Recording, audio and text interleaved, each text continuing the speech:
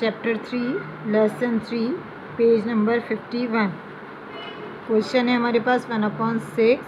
सबसे पहले तो हम तमाम क्वेश्चन में फर्स्ट फ्रैक्शन मेंशन कर लेते हैं। यानी हमने यहाँ 1/6 लिखा, 5/6 लिखा, 2/3 और यहाँ पे 7/12।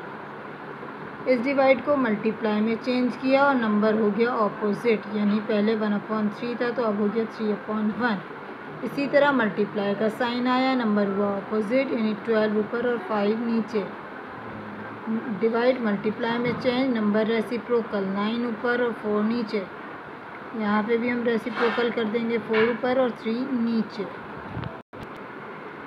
अब हम कैंसिलेशन करेंगे, 3 1s are 3, 3 2s are 6।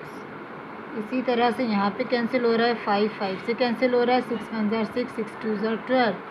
इसी तरह ये भी कैंसिल हो रहा है, 2 1s are 2, 2 2s are 4, 3 1s are 3, 3 3s are 9। यहाँ पे देखते हैं 4 1s are 4, 4 3s are 12।